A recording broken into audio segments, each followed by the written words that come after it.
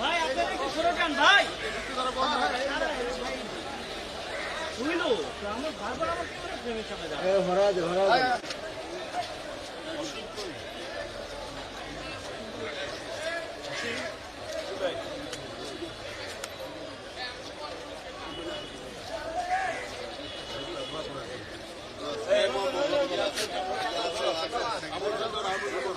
اللهم آمين ربنا ظلمنا أنفسنا وترحمنا لنكونن من الخاسرين رب ارحمهما كما ربياني صغيرا يا رب العالمين আন্তর্জাতিক মাতৃভাষা দিবস উপলক্ষে আল্লাহ বাংলাদেশ জাতীয়তাবাদী দলের সিনিয়র নেতৃবৃন্দকে নিয়ে আল্লাহ পুরস্কৃত হয়েছে পুরস্কারের কবরের পাশে দাঁড়িয়ে আল্লাহ দোয়া পাঠ করে তুমি মাহবুবের দরবারে হাত তুলছি মেহেরবানি করে আমাদের হাত তুমি পূর্ণ মঞ্জুর করে দাও আর রব্বুল আলামিন খাস করে আল্লাহ তোমার মানুষের আছে মেহেরবানি করে আমাদের দোয়া তাদেরকে মাফ করে দাও আর আল্লাহ 1952 সালে ভাষা আন্দোলনে জীবন দিয়েছে নিহত হয়েছে তাদের সকলকে তুমি শহীদ হিসেবে কবুল করে দাও আর আল্লাহ খাস করে শহীদ রাষ্ট্রপতি জিয়াউর রহমানকে তুমি জান্নাত দান করে দাও আমিন জাতুল আরাফাত রহমান আল্লাহ গণতন্ত্রের মাতাকে আল্লাহ আল্লাহ বিগতদিনে গণতান্ত্রিক আন্দোলন করতে গিয়ে যারা নিহত হয়েছে তাদের সকলকে তুমি মাফ করে দাও আল্লাহ বিধানসভার পক্ষ চেয়ারম্যানকে আল্লাহ তুমি পরিপূর্ণ সুস্থ করে এদেশে দেশ এবং জাতির খেদমত করার তৌফিক দান করে দাও বিএনপির সমস্ত নেতা কর্মীকে খালিদ বিএনপির মতো শক্তিশালী বানিয়ে দাও সুবহান রাব্বিকা রাব্বিল ইজ্জাতি আম্মা ইয়াসিফুন ওয়া সালামুন আলাল মুরসালিন ওয়ালহামদুলিল্লাহি রাব্বিল আলামিন লা ইলাহা ইল্লাল্লাহ মুহাম্মাদুর রাসূলুল্লাহ देखिए सरन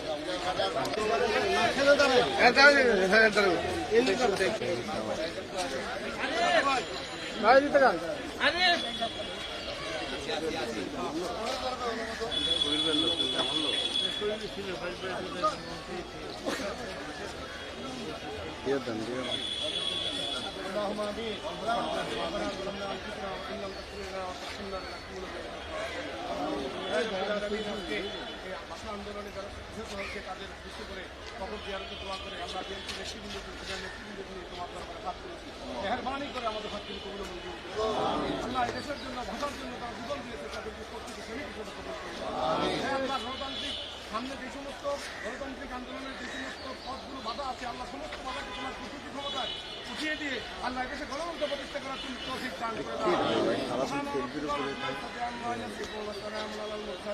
আলহামদুলিল্লাহি রাব্বিল আলামিন।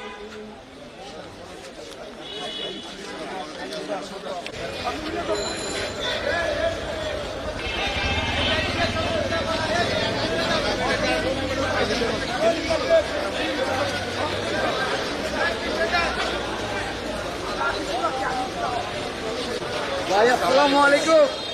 ভালো আছি ভাই।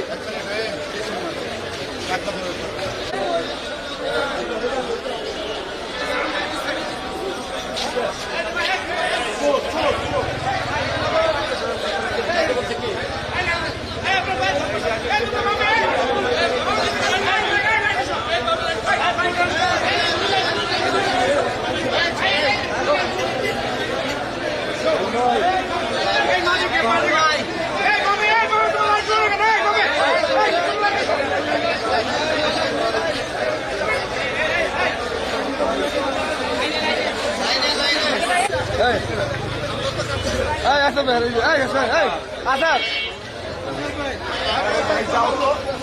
ভাই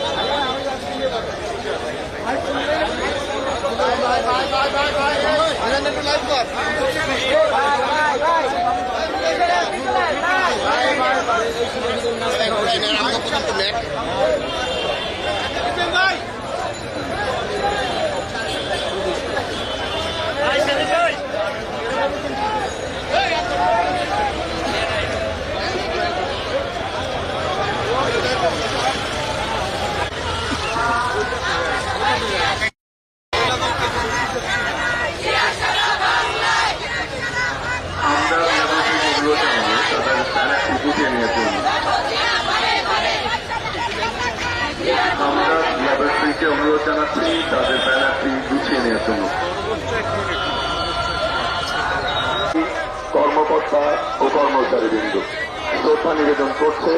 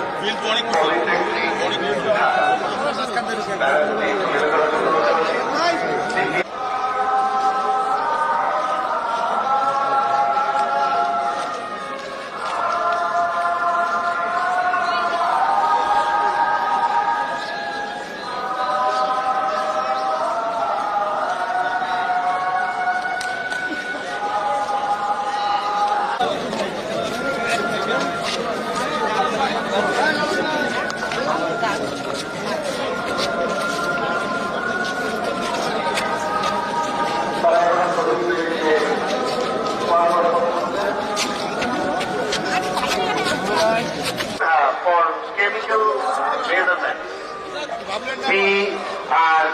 BRICS, Bangladesh Reference Institute for Chemical Measurements এর পক্ষ থেকে বিজ্ঞান ও প্রযুক্তি মন্ত্রণালয়ের আওতাধীন তাদের পক্ষ থেকে এখন শ্রদ্ধা জ্ঞাপন করা হবে। আজকে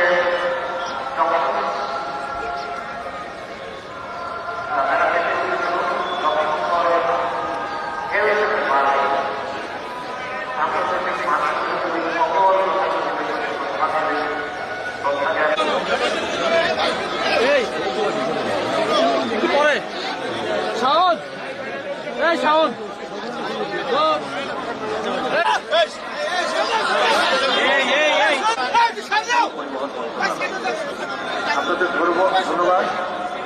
আপনারা এখন কর্মরত করবেন DIWCC অফিসার।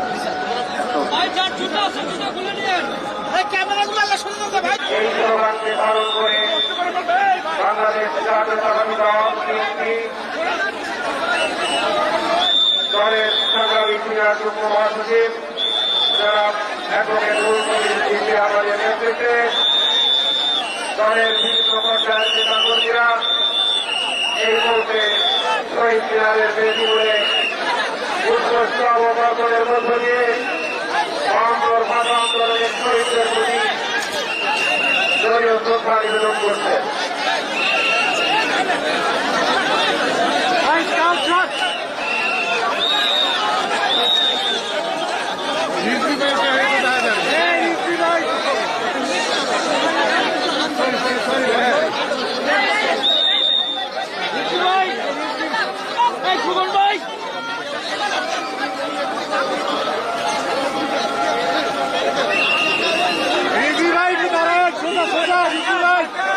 বাংলাদেশ জাতীয়তাবাদী দল এই মুহূর্তে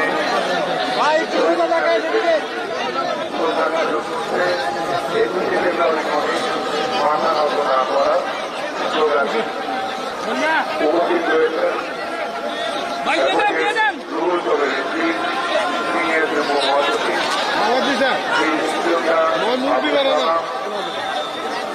জনাব আমানুল্লাহ আমান, জনাব খায়রুল খোকন, জনাব সোহেল, জনাব সুলতান সাহাব টুকু, জনাব নাসিরুদ্দিন আলম, জনাব মীর শরাফত আলী টপু, ব্যারিস্টার নাসিরুদ্দিন মসিদ, অধ্যাপক ডক্টর মোর্শেদ হাসান খান, মীর জাওয়াদ আলী, জনাব নুরুল ইসলাম নয়ন, জনাব আমিনুল হক, জনাব সাকির আহমেদ রবি এবং জনাব ইসলাম হাসান। সঙ্গে রয়েছে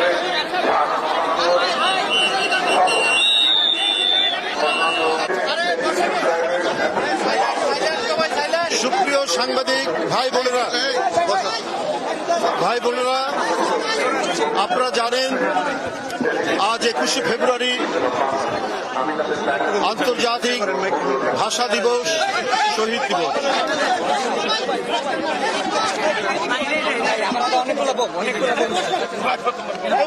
আসতে দাও না তোমরা বন্ধুরা। এই 21শে ফেব্রুয়ারি 52 সালে ঢাকা বিশ্ববিদ্যালয়ে ছাত্ররা সালাম, বরকত, জব্বার, শফিউর বুকের রক্ত ঢেলে দিয়েছিল এই চত্বরে অধিকার প্রতিষ্ঠার জন্য। সেই অধিকার ভাষার অধিকার। আপনারা জানেন পাকিস্তানের প্রতিষ্ঠাতা মোহাম্মদ আলী জিন্না বলেছিলেন কার্জন হলের একটি অনুষ্ঠানে, Urdu shall be the state language of Pakistan. আমাদের এদেশের ছাত্ররা ফুঁসে উঠেছিল, প্রতিবাদ করেছিল তার মুখের নো নো বলে, কারণ তারা বুঝতে পেরেছে এই বক্তব্যের মধ্যে দিয়ে আমাদের ভাষার অধিকার, বাংলা ভাষার অধিকার হরণ করা হচ্ছে। সেই 48 সালের ভাষা আন্দোলনের প্রথম ধাপে এই প্রতিবাদের পথ দিয়ে 52 চূড়ান্ত রূপ ধারণ করে এবং ছাত্রদের আত্মদানের মধ্যে দিয়ে ভাষা আন্দোলন একটি পর্যায়ে এসে উপনীত হয় এবং বাংলা ভাষা রাষ্ট্রভাষার স্বীকৃতি লাভ করে এর পরবর্তীতে।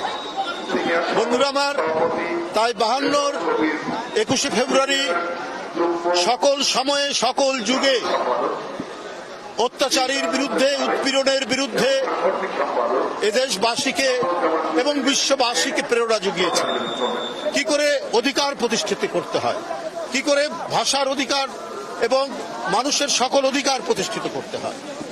তাই আজও 21শে ফেব্রুয়ারি আমাদের কাছে এক সুমহান প্রেরণার উৎসস্থল।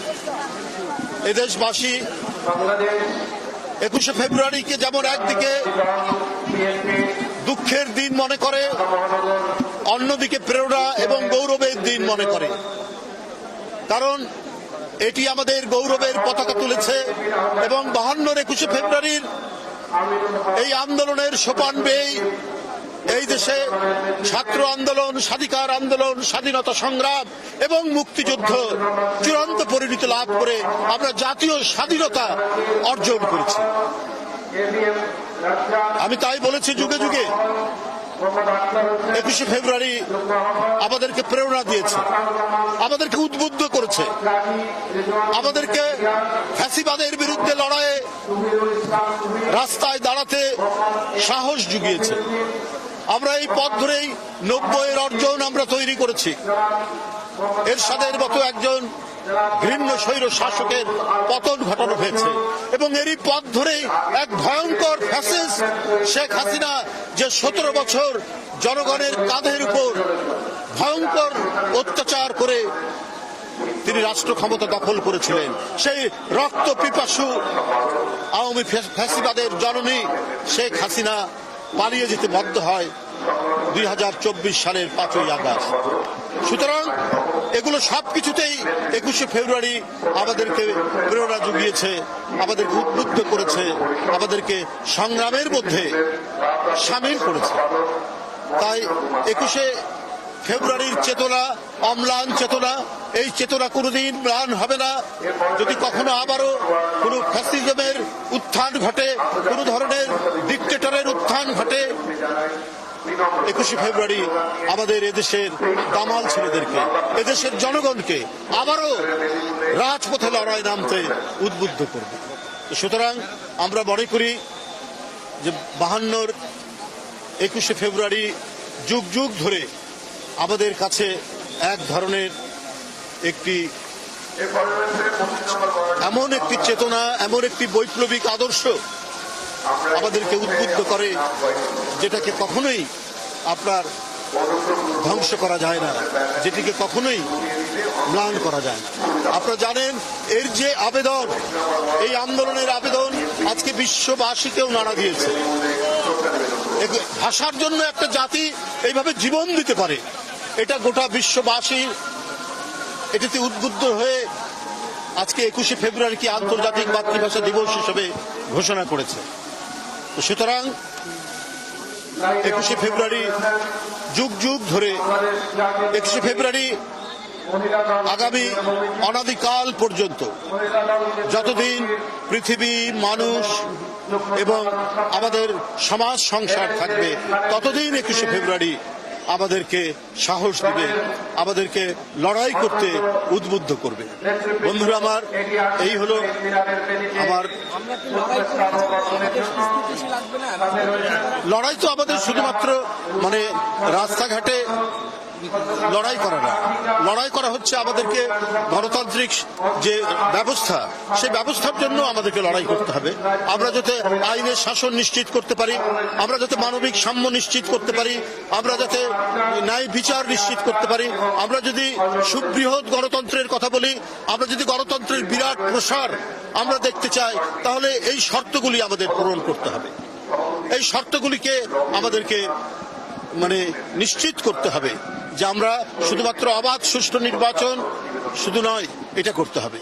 এবং পাশাপাশি আমি মনে করি এখন একটু অন্তর্বর্তীকালীন সরকার, এই সরকারের দায়িত্ব হচ্ছে যে একটু অবাধ সুষ্ঠু নির্বাচন করা এবং তার সাথে আরো কিছু আনুষঙ্গিক কাজ আছে, বিভিন্ন সংস্কার আছে, যেটা প্রয়োজনীয় সংস্কার, সেটা আমার মনে হয় যে সময় আছে সে সময়ে করা সম্ভব। কিন্তু জনগণকে আশ্বস্ত করতে হবে যে দেশের জনগণ এবং তরুণ প্রজন্ম আজকে যাদের 18 বছর বয়স, যাদের 21 বছর বয়স, তারা কেউ ভোট দিতে পারেনি। ভোট কি তারা জানে না? কারণ 17 বছর ভোট হয়েছে আপনার চতুষ্পদ যন্ত্র দিয়ে ভোট কেন্দ্রে, 17 বছর ভোট হয়েছে দিনের ভোট রাত্রে করেছে। গণতন্ত্রকে ধ্বংস করার জন্য নির্বাচন কমিশন ধ্বংস করেছে, ভোট ধ্বংস করেছে। সুতরাং এগুলোকে নিশ্চিত করা, জনগণের মধ্যে আস্থা তৈরি করার জন্যই একটি অবাধ সুষ্ঠু নির্বাচন, একটি ইনক্লুসিভ নির্বাচন, সবার কাছে গ্রহণযোগ্য নির্বাচন, এটা নিশ্চিত করতে হবে। এটাই সরকারের দায়িত্ব। আগে স্থানীয় সরকার না, পরে জাতীয় সংসদে এই বিতর্কে অন্তর্বর্তীকালীন সরকারের আমার মনে হয় এই বিতর্কে অংশগ্রহণ করা উচিত নয়, বরং এই সরকারকে জনগণের ক্ষমতা জনগণকে ফিরিয়ে দিতে হবে। জনগণ তারা নিরপেক্ষ ভোটের মাধ্যমে যে সরকার গঠন করবে, তারাই নির্ধারণ করবে যে স্থানীয় সরকার নির্বাচন বা অন্যান্য কি নির্বাচন, সে নির্বাচন কখন হবে? আপনারা দেখেননি বিএনপি যখন ক্ষমতায় তখন চট্টগ্রামে মহিউদ্দিন জিতেছে, সিলেটে কামরান জিতেছে, ঢাকায় আপনার হানিফ জিতেছে। তো রাজনৈতিক দলের অধীনে স্থানীয় সরকার নির্বাচন কখন আপনার খারাপ হয়েছে? বিশেষ করে বিএনপি যখন ক্ষমতায় এসেছে, আওয়ামী লীগ থাকা অবস্থায় হয়নি, কিন্তু বিএনপি তো নিশ্চিত করেছে। বিএনপি ক্ষমতায় ঢাকায় আওয়ামী লীগের প্রার্থী হানিফ জিতেছে, সিলেটে কামরান জিতেছে। তাহলে এটা কি করে সম্ভব হয়েছে? আপনার মহিউদ্দিন জিতেছে, মহিউদ্দিন দুইবার জিতেছে, দুইবারই বিএনপি ক্ষমতা। সুতরাং একটি গণতন্ত্রে বিশ্বাসী রাজনৈতিক দল ক্ষমতায় থাকলে পরে অবাধ সুষ্ঠু নির্বাচন স্থানীয় সরকারে হওয়া সম্ভব। সুতরাং এইটা কোনো বিতর্ক করে আপনার জাতীয় নির্বাচনকে পিছিয়ে দেওয়ার কিছু নেই।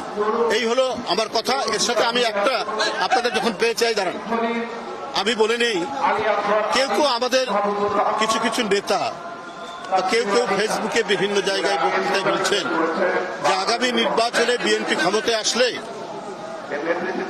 তারেক রহমান প্রধানমন্ত্রী হবেন, দেশনেত্রী বেগম জিয়া রাষ্ট্রপতি হবেন।